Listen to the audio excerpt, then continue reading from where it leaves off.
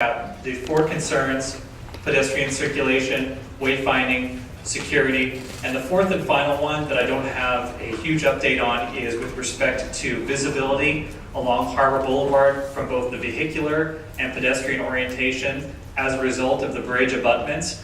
There was a concern surfaced from several of our neighborhood stakeholders that the bridge abutments encroach on the visibility from Harbor Boulevard, both from a vehicular and a pedestrian point of view. I don't have an update on that because the problem moving those bridge abutments backward is a much more complex engineering solution that I was not able to get an answer for in a week or a week and a half. So we are diligently working on that. So that, in addition to the pedestrian pathways, continuing to work with our neighbors who have expressed interest in working with us, both to the north and here, the revised wayfinding program. We're going to continue to work diligently with that because we are firm believers at Disney that collaboration makes good projects into great projects. And we're going to keep collaborating, we're going to keep working hard over the next weeks and months, and we hope to see you all in the new year with a project that looks even better than this one does right now. Thank you for your time this evening.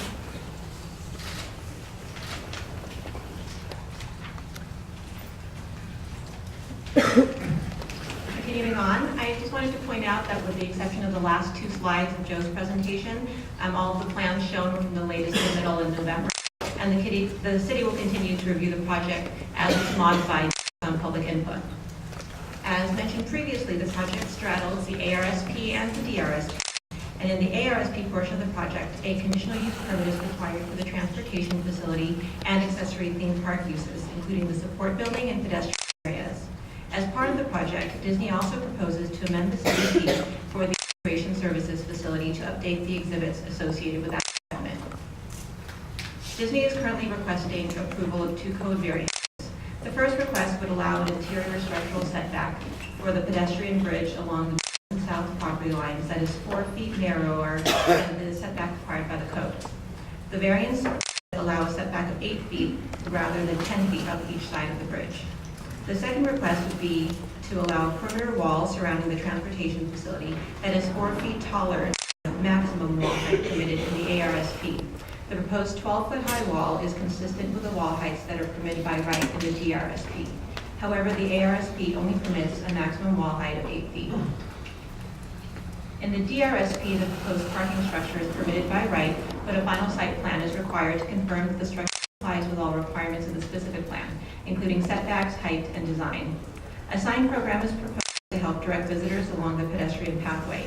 The DRSP requires a conditional use permit for the proposed wayfinding signs.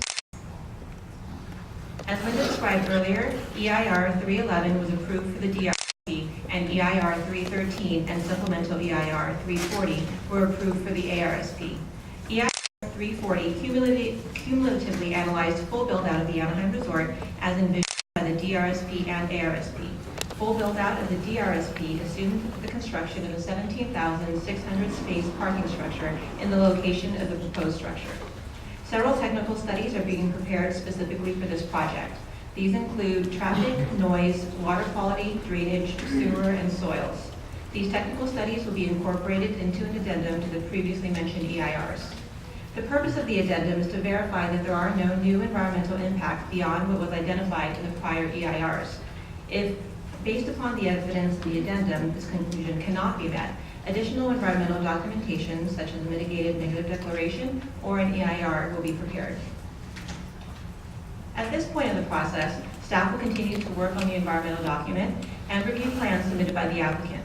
With the changes that Disney is to address pedestrian access and wayfinding for surrounding businesses, the public hearing before the Planning Commission will likely be later than anticipated.